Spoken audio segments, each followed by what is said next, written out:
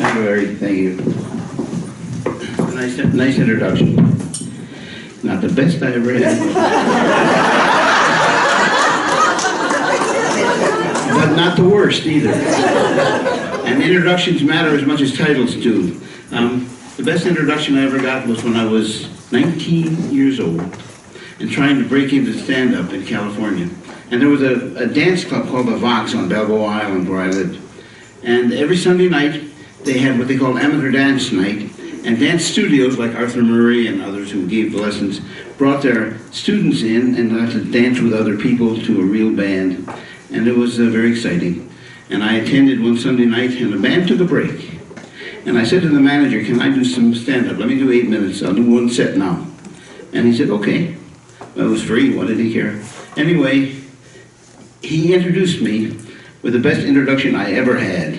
He could have said, we've got a young man here who thinks he's funny. Let's give him a try. And I wasn't going to do it. What he said was, we're very lucky. We've got a young comic with us. Many of you saw him on the Bob Hope special 2 months ago. He leaves here to go to Las Vegas, and next month he'll be on the Ed Sullivan Show. Please welcome, and he didn't remember my name. He said, please welcome Ricky James. Ricky James had a good night. It went really well. And so for the next couple of months, during the day I was Richard Peck flying helicopters out of the Marine Corps Air Station there.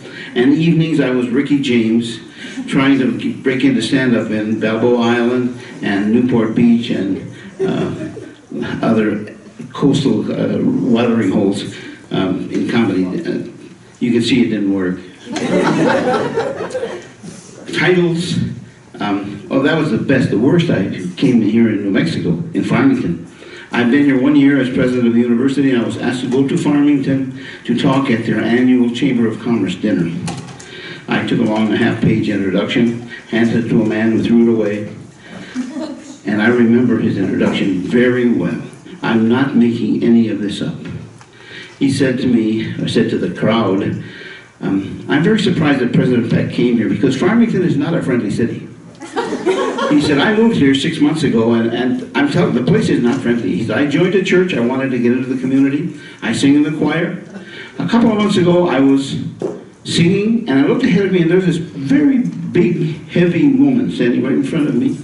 And her skirt was caught up in the crack of her bottom. Now, I figured that can't be comfortable, so I reached out and I pulled it loose. She turned around and slapped me. Farmington is not a friendly city, but I stayed 2 weeks ago, recently, 2 weeks ago, I was singing, there she was, same size, maybe she put on a little weight, I don't know.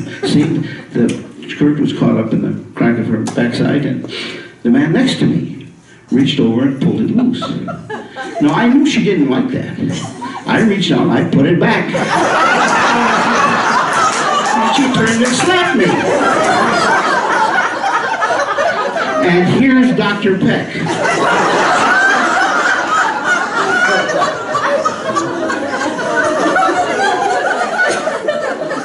I have rarely been speechless. I wish he'd introduced me as Ricky James. I could have got out of the building. But titles, like introductions, by the way, I don't know what the people expected of me after that introduction. I mumbled whatever I was there to say and sat down and ate the chicken.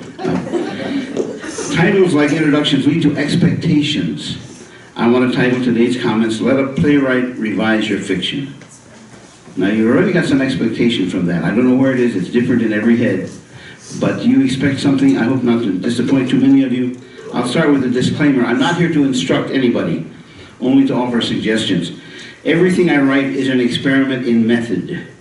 And everything I read is the school I attend. I learn, or I try to learn, something from every author that I read. I'm going to cite Elmore Leonard today, Anne Raymond Hull, Jerry McNeely, and William Shakespeare. But it's not only big names like that provide suggestions. Friends locally have taught me a number of lessons. Rob Kresge, who sent me a note last night saying he's moving now to Colorado Springs, couldn't be here. Rob showed me how to integrate historical facts and persons into fiction. Patricia Wood has a knack of authenticating the setting of her story with very specific local details. I can locate her sagebrush lane on the mental map I carry of Albuquerque. And so it's lessons that I appreciate and I'm trying to follow.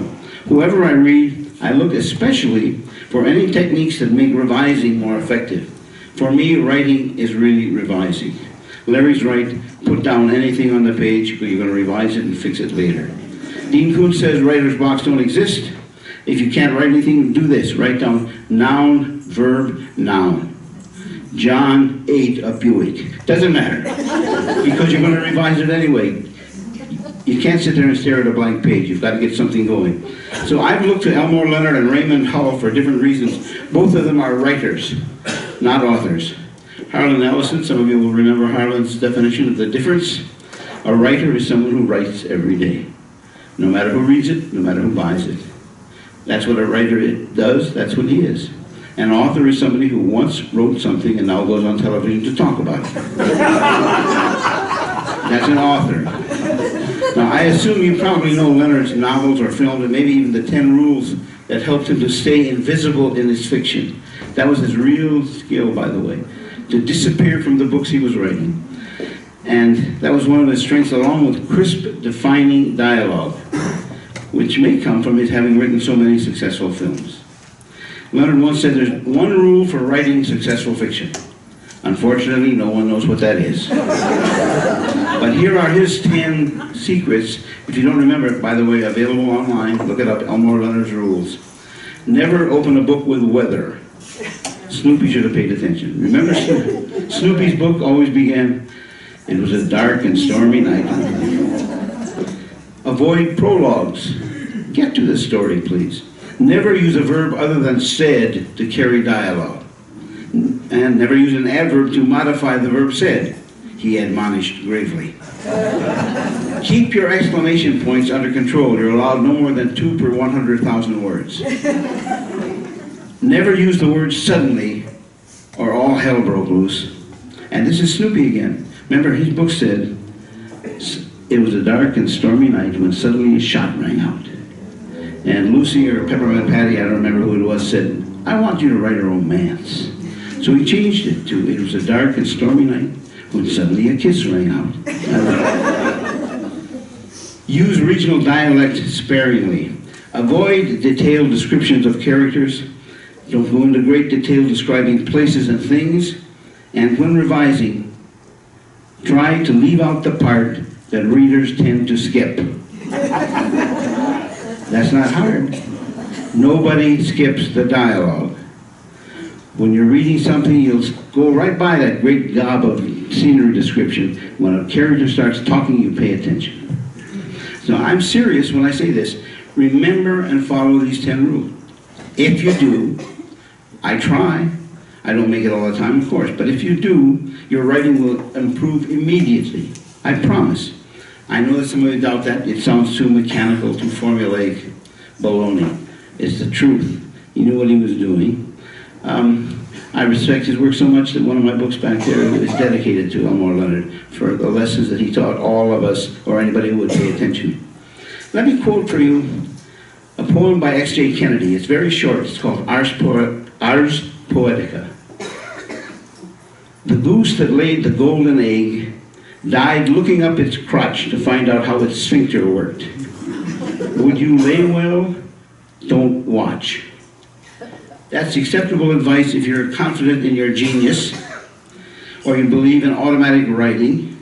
For the rest of us, I think Kennedy's 100% wrong. I'd say watch how you write. Examine what you've written. Revise it, and when you get it to that perfect state, revise it again. Because it's never going to be what you wanted to write when you started out. In addition to Leonard's rules, there's a handful of revising practices common to playwrights. I've written 12 produced plays, directed 15, have appeared in more than 30, and in all of those processes, watching the plays grow and change during rehearsal, I've learned a number of revising practices, even before I heard of Elmore Leonard's rules. How many of you have had a friend ask, how long did it take you to write that book? Why does that fascinate people? But they do. John Jakes was asked how long it took him to write his novel North and South, and he said 56 years. The interviewer didn't get it. Those of you who are actively writing at age 56 know exactly what he meant. Everything you ever were before that time is in the book, or could be. And when the next book he wrote, he didn't say this, and I'm saying it probably took him 57 years, and the next one 58, because he was doing 1 or 2 a year. A full-length play finishes up at roughly 120 pages. The length of a screenplay, by the way. I kept track of the time spent in writing my play, Prodigal Father. It took 10 days writing full-time to complete an 80-page outline. I know, 80-page outline for a 120-page play. The nice word for that behavior is compulsive. It's more likely to be called anal. I couldn't stop doing the outline. It took me 10 days to write an 80-page outline, then 2 days to write the draft of the play. So the play was written in 2 days, if that's what you want to hear. But I spent 2 months, nearly full-time, revising it, according to the practices I want to suggest today. Once again, writing is revising. Hire a playwright to revise for you, or become a playwright and do what she might do. The other advisor I've often turned to is Raymond Hull. Probably less familiar to many. Any of you know Raymond Hull or his book? Here's a book I recommend. You have to get it on Amazon because he's left us. It's called Profitable Playwriting. Not about dollars, not about money. It means that when you write it, don't waste your time. It should be profitable in the sense of working the way you want to work. And he got a number of great suggestions in it. He's a Canadian playwright with over 30 plays and television scripts. More important, a play doctor. And so if a play is not working, the producer will hire someone like Raymond Hull to come in and revise it. And he's a play doctor who has fixed a number of Broadway hits. I can't give you the names of the shows, but he was busy revising and improving the work of others. And if your play isn't working, you revise it. And if the producer doesn't like that, he'll hire somebody to come in and fix it for you, or in spite of you. One of his credits everyone ought to know is a book called The Peter Principle. Everybody remembers that phrase.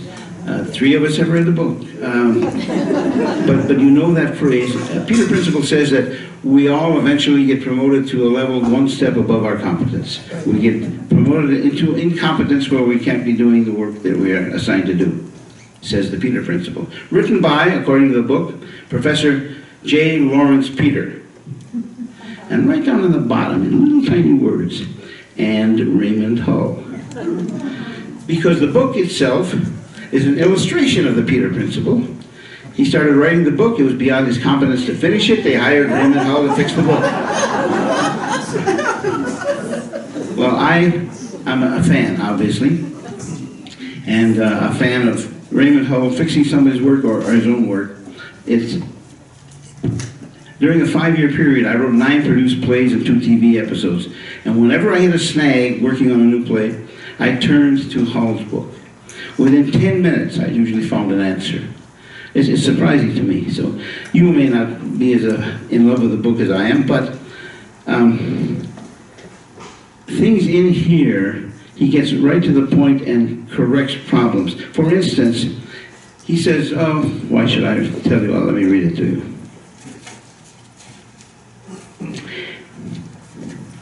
Here's a series, a play. There's a ship that has run aground on a mud bank, and the ship is going to sink. Well, in order to get that information across to the audience, you need to tell them 3 times. He says it's like being a speaker. You tell them what you're going to tell them, you tell them what you promised to tell them, then you tell them what they told them. But you've got to say it 3 times, and you can't get caught doing that. You can't say the same thing over and over. You've got to find another way of saying it. I said, thank you for the heads nodding. I see you've understood this. There are things you had to repeat in your work because it was important and you had to get it said, so you found a way. Well, here's the illustration he uses. Suppose a ship has run aground in fog. 4 passengers, while waiting for rescue, are playing cards in a cabin. You want to inform the audience the ship is going to sink. It would be ridiculous to have a character rush in and say, the ship is sinking, the ship is sinking, the ship is sinking. But if he sticks his head in the cabin door and says, the ship is sinking, and withdraws, most of the audience won't get it. It comes too fast. It's new information. It comes out of nowhere. And they don't get it because somebody's late to the theater. They're not there yet to hear it. They won't get it because somebody coughed during his line. They won't get it because people are looking at their cell phones, checking out what's going on in the World Series, as I was doing the other night. I was busy at a play, watching a play, ostensibly, in fact looking at the cell phone to see if the Cubs would win. I have a play that's just been blown out of the water. The title is "The Cubs Are in Fourth Place and Fading." It draws a lot on this long series of mistakes the Cubs have made over the years, and now they just wiped that away with the World Series. Good for them. That's right. I grew up with a Cubs fan. My father was a Cubs fan. It's an incurable disease. It's something you can't get over. Those people have it all their lives. Well, Hull said 3-time rule. That's easy. You've done that. You know that yourself, but maybe you never thought to express it that way. People come in the theater late. I was at an opera scenes at Popejoy Hall several years ago. Remember when they used to do the opera scenes? And I had a headset because I was listening to the last Lobo basketball game of the season, which Luke Longley won with a tip in at the last second of the game. And I know that I'm not the only one who's listening because between me and the stage there were 3 guys who said, "Yeah!" Hands went up in the air and I knew what they were celebrating. It wasn't what they were watching on stage. Our attention wanders. We don't pay close attention, and a play, things come and go so fast that you tend to miss things. Now, those things aren't going to happen when you're alone reading a novel, I understand. But other matters can distract you. The phone rings, somebody calls, you have to go get a drink, whatever it is, you can go back and pick up what you missed, if you know you missed it. If you know something is missing, you can go back and find that answer. Notice how often in your own work you convey the same essential piece of information a couple of times. Let me give you 3 other playwrights' revision principles that also work well. 1, look at your finished draft not in chapters, but in French scenes. That's a very useful device. A French scene is the smallest unit that moves your story along. Anytime the number of persons on stage changes, or in your case, the number of persons on the page changes, you have a new French scene. You've gone to a new place. Susan and Mary are talking. John enters, you have a new scene with 3 people on stage. Mary leaves, leaving Susan and John there. You have a new scene. Your book is made up in these scenes. With 2 actors, you have 3 different kinds of scenes you can write. With 3 actors, 6. With 4 actors, 16. With 5 actors, you have 25 different combinations that can be in that stage. With 6 actors, you better be writing a musical or throw the thing away. That's just too many people to pay attention to. All French scenes have the same structure as a tiny play.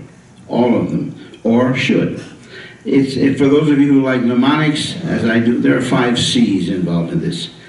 Characters in conflict, facing complications, which lead to a crisis of some sort, and then a reversal or catastrophe. And the scene is over and you're about to begin a new scene. Mark the French scenes in your text. Take a look at it. Check each one. Do you see that structure? If not, something has gone wrong with that scene. All the little scenes have to, now it's very easy with a play because the people who come in and out know where they're supposed to be, know when their entrance is. Less easy in a novel because it's only you controlling it. But you've got to have separate, distinct scenes, I believe. Take a breath. 2 more tips coming. Each character is the lead in his own story. You may not think of him that way. He's in service to the hero. He's a foil. He's being used for other purposes. But in his mind, he's the important person in the story. It's easy to convince actors of that because our actors believe they're the most important person on stage. No, I have a digression I'm not going to give you. Anyway, he doesn't know, that actor doesn't know what happens to the other characters unless he's present in their scene or unless someone tells him about it afterward. His ignorance of other activities is often a very nice motivating factor. He doesn't know what happened to Mary and John when they were in the other room talking. Somebody's got to explain it to him or he will never know. I usually page through a finished manuscript reading only John's scenes. Literally, only those scenes in which he appears. To make sure the character is consistent, make sure there is a character arc. He starts here, things happen to him, and he ends here. You have to finish the story of every character. Not just the three leads, not just the hero and heroine. Even the minor characters deserve to be heard out to the end of their story because they don't know they're minor. I mean, they think they are important, it's important to them. If it's not important to them, it won't be important to your reader. If you've got miscellaneous people wandering around who are just wear funny hats, there are a lot of plays like that. We just saw the other night a play that's been voted the best comedy of the 20th century. We saw it at the Adobe, and you can't take it with you. That was voted by a number of people. And it's very interesting. There are 2 real people and 15 funny hats. And people who come in to do their shtick, somebody who comes in is drunk, falls asleep on the couch, she's there for the whole scene, people look at her. We don't know what happened to her. I'm disappointed in the play. I was in it in high school. It's comic, it works, but it doesn't work as literature for me because the characters are in and out and thrown away. My wife was in a play where she played Miss Hammer, a gym instructor. And she said, what do you think of my character? I said, it's not a character, you're a funny hat. You come in wearing sweat clothes, you do dumb things and you leave. A real character has a real life.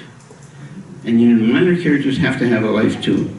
In rehearsals of a play that is in early drafts of a novel, actors have a tendency to play the end of the scene. This is easy if you do theater, less easy to see if you write a novel. They haven't read the script, they know what the whole story is, and the actors come on to do their scene, and they know that the scene is going to end in an argument. I mean, that's what they're pointing toward. We're going to get there, and we're going to have maybe a fist fight, we're going to have an argument at the end of the... And the problem is, actors want to play the end of the scene. They want to play the drama in it. They want to get to it quickly. So they enter angry, or they begin disagreeing with each other too early, playing the end of the scene. They have to discover that. They've got to get at it slowly and discover this argument they're going to have. Not begin the scene knowing how it'll end. It's a common actor's problem on stage and a novelist's problem in drafting the story. You know the point of this scene for you. There's a big blow-up, an argument, they break up, never to see each other again. Great. But take a while to get there. Let's get there slowly. Don't have them know how the scene is going to end when it begins. Now, topping these issues, those are only 3, there's a major do not. Do not describe weather or scenery unless it affects a character who can then describe it. For a narrator to say it was a dark and stormy night is a wart on a novel, is an excrescence. It doesn't belong there. But if a character does it, to someone to whom it matters, then you understand it. We need to see its impact on a character, not hear some disembodied narrator talking about it. And the second do not describe the character's appearance. You certainly don't do that in a play. I mean, we see him, we know who he is, and you can describe it in the text in order to persuade the producer how to dress somebody, but it doesn't always work. I had a 10-minute play done at the Vortex recently, and one character is Ben Franklin. He's never named. He's never named, but we can do it with costume instantly. You know how. If Ben Franklin, how do you know it's Ben Franklin? Any suggestion? Glasses, wear glasses. Buckled shoes, breeches, balding hair back here. Hair going, you know just by looking at him. That's a cheap and easy way of describing your characters, is to describe him there. Let's see him show his characteristics in his own way. My favorite example of this is a Henry James novel, The Americans. Henry James turned it into a play that played in London, and it failed as a play. It was reviewed by a young writer who explained that we read Henry James, if we do, for the rich language of the narrator. There's no narrator on stage, so James' distinctiveness was lost. It didn't matter whose play this was, whose story it was. Now, I can't read Henry James anymore. I used to read a lot, I don't anymore. And it may be my failing, but I can't spend all my time watching him write his convoluted sentences with a digression inside and aside. And it's very clumsy, but that's who he was, and that's what gave him his career. Now, the reviewer pointed this out, who said he's a fine novelist, he's not a playwright, was a first-time reviewer for a London newspaper, a man named George Bernard Shaw. And Shaw wrote the review describing what was wrong with turning that novel into a play, because he had in mind already, before writing his own, what a play should be and how you make it distinctive. Well, I think it has traits that can work in your novel as well. Remember, Shakespeare wrote plays. He wrote them in French scenes, although that's an 18th century term he couldn't have used, and he conveyed the entire story through characters' dialogue. Carolyn Spurgeon has a book called Shakespeare's Imagery and What It Tells Us. She says the history plays are heavily filled with similes. People compare one thing to another over and over. By the time of the darker, richer tragedies, the language shifts to metaphors. All of it in the character's dialogue. And it becomes denser, richer, more provocative, more involving for the audience. Now, I have an example for you, not from William Shakespeare, but even from a TV show. Jerry McNeely wrote a TV script. I happen to have, in this case, 3 drafts of that script, so I can make the comparison easily. A helicopter crashes in the mountains. There's a lieutenant pilot, a sergeant, crew chief, and a private crewman. And they have to walk out of the mountains. It's going to be a very difficult trek, and they have to carry the heavy radio gear with them. They can't leave it with the helicopter. In the first draft, the pilot volunteers to carry that. But the sergeant said, officers don't do that. Private, you got it, pick up the radio.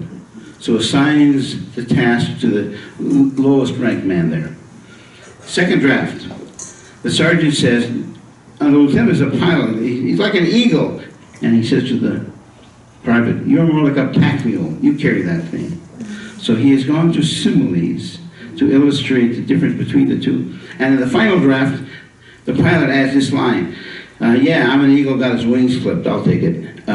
So he goes fully to metaphor. This thing goes from facts to similes to metaphor in the dialogue. And that's what you have on screen. That's a very interesting kind of revision. If you can intensify, make more dense the language of your people, it becomes richer. Now, Jerry McNeely said this. He taught a class I taught, which is why I know something about him.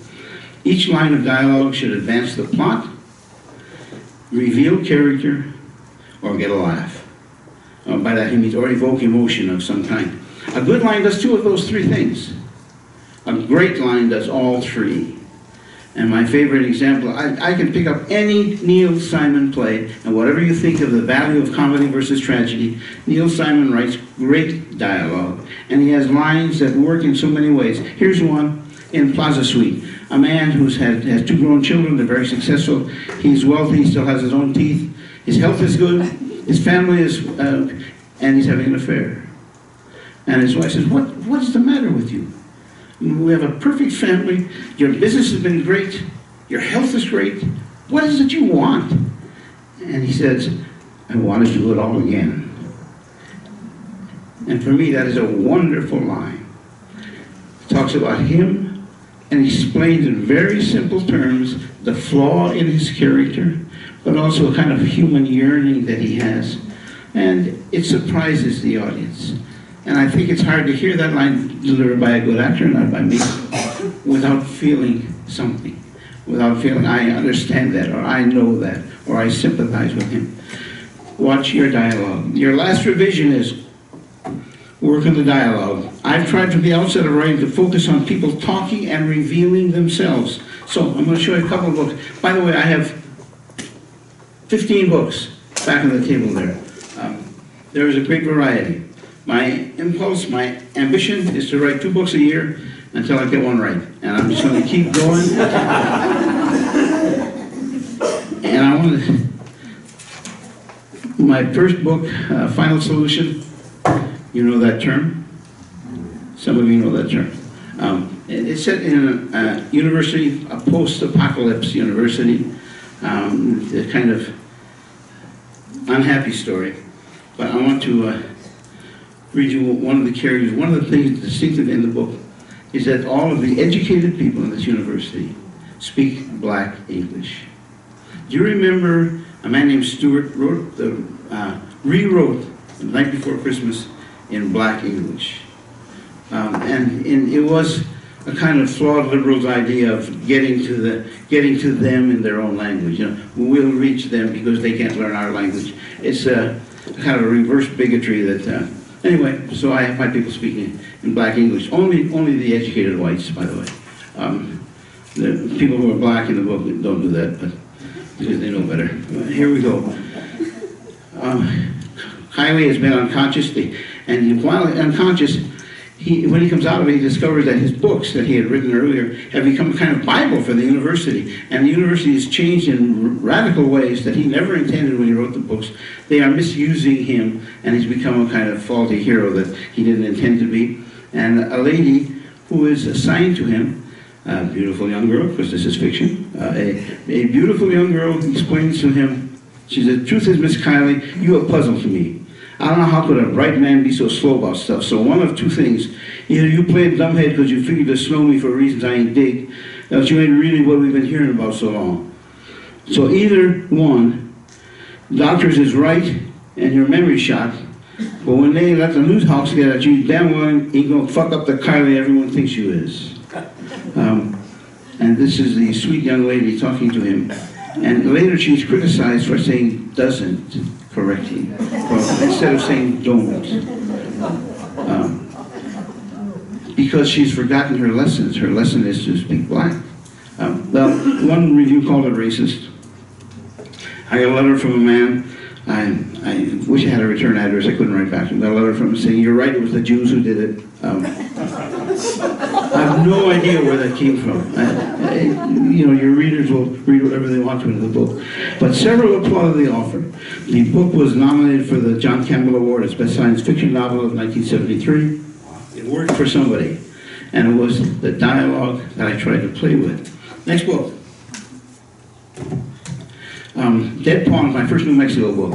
When I got here, I was really fascinated with the languages of New Mexico: English, Spanish, Navajo, or Dene. So I have all three in the book, and another language, Spanglish, which is my language. And it's fun trying to represent them, each one in its own way. I've got a couple of examples here.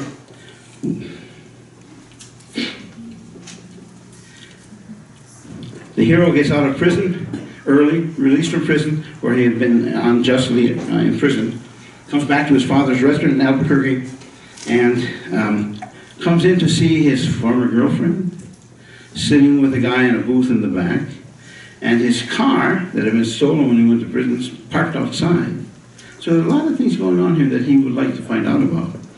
And so he comes in, and instantly a chill over the place because his presence jolts different people in different ways. The Minnesota tourists stopped chewing and frowned.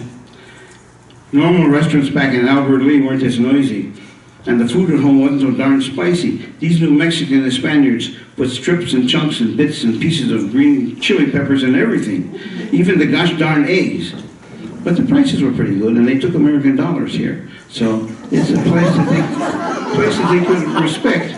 And he walks back and finds his former girlfriend sitting in a booth with a man named Richie Sloper. And he goes back and says, "Hi Sloper, how are you? Think we could talk about my Mustang?" Real lucky, wasn't it, Sloper said. Me finding it like that, I mean. Is that what happened? Went slid into the bench seat next to Sloper. Ramon slid in after him.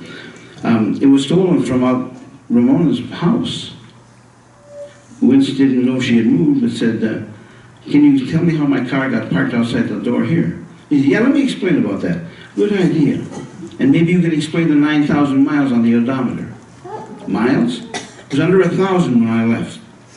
Ramona squeezed Wentz's arm with both hands and tensed up. "Richie," she said, "tell him." "Yeah, well, I was going to phone or maybe write you about that." Sloper raised his coffee cup to drink, but it was empty. Dry, in fact. He looked around. "When did that happen?" He put it down again. You see, this last week I was over in Berlin. We had this job mounting security for a bunch of white walls stacked outside a big tire store while they painted the inside, you know. And I'm patrolling the active perimeter, maybe 21:30 at night, when I look across the street at this bar. Badia's it's called. You know the place, Ramona. I don't think so.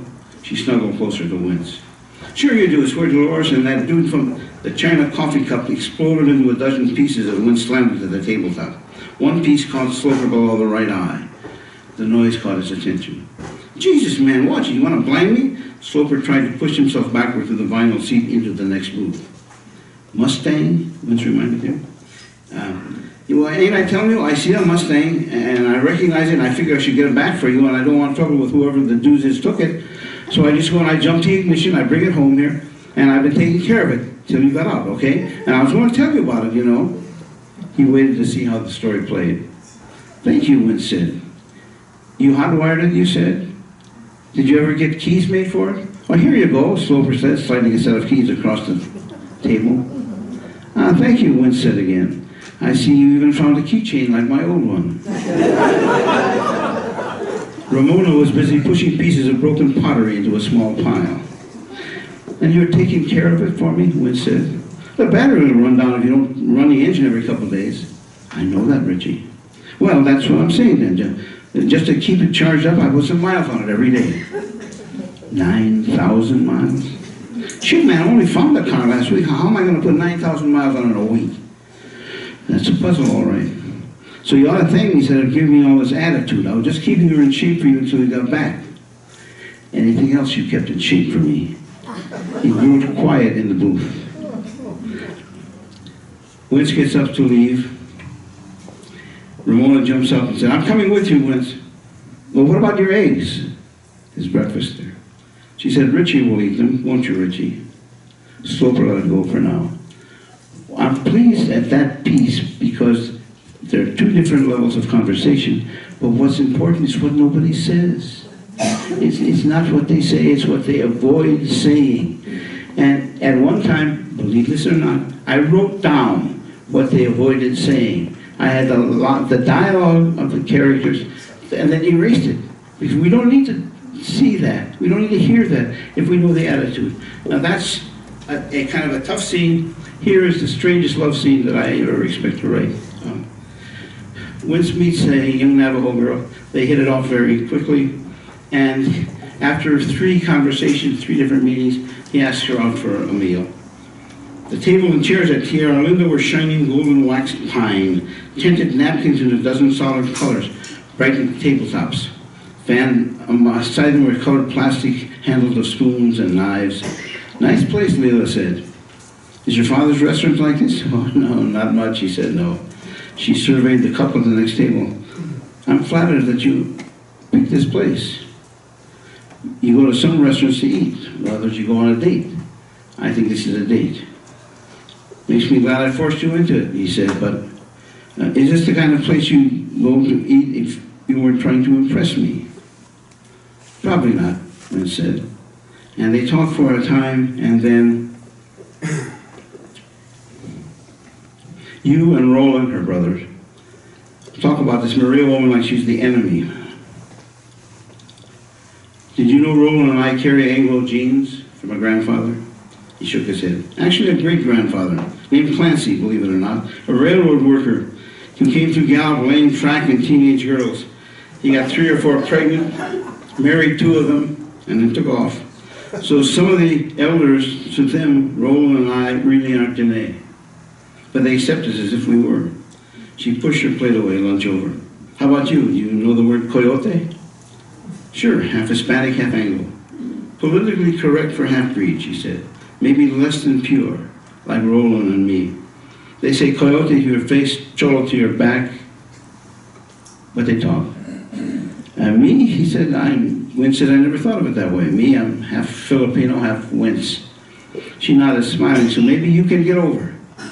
You will work hard and have the biggest construction company in New Mexico and a house with your own stables right on the new golf course at Las Campanas. And what's the difference? You're still coyote. One good thing about New Mexico, he said, that doesn't matter here. It matters here, she said, but less. Did you ever see a Hogan being built? Wow, where did that come from? I said, you build your own. Oh, maybe you have family help you, but I don't think, well, there's no such thing as a Hogan contractor. You want me to be the first, Wynne said? I want you to enjoy seeing someone build his own house completely. Starting from a bare dirt circle, ending windproof, snug, and warm. I think that's kind of who you are. Wynne said, it's who I'd like to be. And she says, pine and pinyon frame, thatching willow on walls packed with mud. She stared off into space, trying to see some other details in memory. Wynne signed a credit card and without effort, repeated the line that came to mind. I will arise and go now and go to Innisfree and a small cabin built there, of clay and wattles made. And then I said, God, you are something. She cocked her head and smiled. You think Yeats was a Hogan builder? You think he was secretly Danae? Wynne's grin was so wide it hurt. How do you know Yeats, she said. Even dropouts remember some things they read. If Roland remembered any poetry, he wouldn't admit it. She took his hand and pulled him toward the door. Let's get back to your car. I gotta kiss you again. I think it's a love scene. But it's a scene of two people talking about building a hula and having lunch in a restaurant. That's not what it was to my mind, and I can draw the shift in that. I can show you where a disagreement starts, how it is changed. Next book was Strategy of Terror, set in Italy. I lived in Italy for 2 years. I don't live anywhere without using it. So I wrote a book about Italy, 2 in fact, and it was interesting because we had 2 languages right in front of me, Italian and English. And I used both in the book. And the Italian that I had allowed people to speak was only the Italian that Americans or English speakers would recognize through cognates. There are some words, for instance, you know 200 words in Italian without knowing it. For instance, all the words that end in I-O-N in English. In Italian, probably end in Z-I-O-N-E, like nation and constipation and prostitution. Become nazione, prostituzione, constipazione. So in the text, you can read Italian and understand it without any difficulty. I couldn't use insurance because the Italian word is assicurazione, has nothing to do with insurance.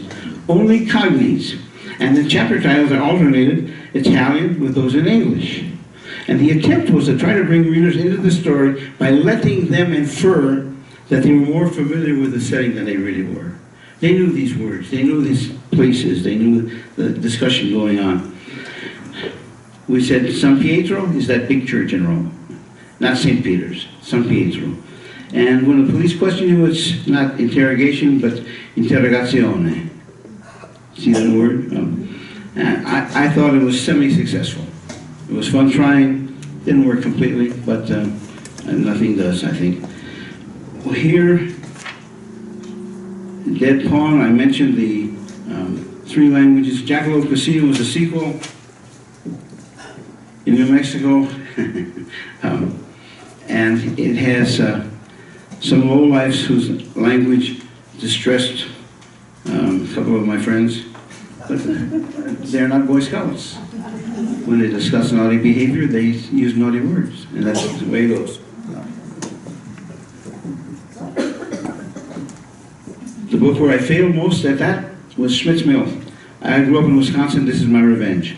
And I was getting even with him, but the story became so important to me, I stopped worrying about the characters in it. And that's too bad. The book has sold pretty well, but it's a failure from my point of view because it isn't rich any longer. It's just somebody telling a story, me telling a story, any narrator. And so that was a kind of a mistake. Then I got to One Jim West. This is an academic book. All academics want to write about the university and blow the lid off that place. And so I waited 50 years to do it, and here's my version of it. There are a dozen characters, 6 principal characters, each with his own vocabulary and speech pattern, but even more, each with his own type font. 2 reviewers got it. Joseph Patrush, Dayton, Ohio, and an Albuquerque poet, Robert Woolman.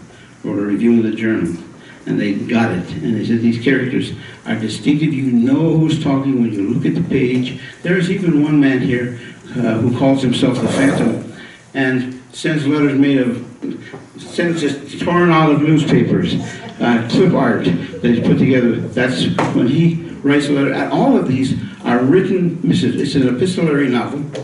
It's an exchange of letters, but each letter reveals, I hope, the character of the person. I do things, not just the vocabulary, but the type font as well. Kind of a trick, it's overdone. Too much of it, but boy, it was fun doing. So there are half dozen now. The point of all this, I suggest you try to revise as a playwright would. Finish each character's story, even if it's a minor character. We'll have to see him pay off. He either gets his virtue rewarded or his misbehavior punished. In some way, finish the story. He's been behaving for you, he's been doing tricks for you for 300 pages. Well, let's see the end of him. Because there are books you've read and say, whatever happened to so-and-so? They dropped that character, I want to see more of him. That's one thing. Distinguish one from another in dialogue, not description. And all description is richer in the voice and vocabulary of the character to whom it matters. If the rain is distressing, it's distressing to a person. Rain is not inherently bad, but if it ruins somebody's day, I want to see the response of that person to it. And no narrator, if possible. Get out of the way. Let your characters tell the story as they always do in a play, and should often do but seldom do in a screenplay. It's not about you writing for your friends or family and seeking admiration for your great prose. Larry celebrated a line of his prose. I have a line of mine that I'm very proud of. It got picked out by a couple of critics. It's the opening of a science fiction story that I wrote. And one of the problems in science fiction is setting the scene. How do you know where you are? And so this sentence began, both moons were low in the western sky. You don't have to go anywhere, that's as far as you have to go. We're in a different place, we're in an alien spot. Both moons, what does that mean? And it raises questions, it defines a place, and it shouldn't be there. I mean, it's too glib, it's too slick. There could have been a better way of doing it. I keep looking for the better way of doing it, and when I read what you write, maybe you'll show me something. I'm here to answer questions. What can I say?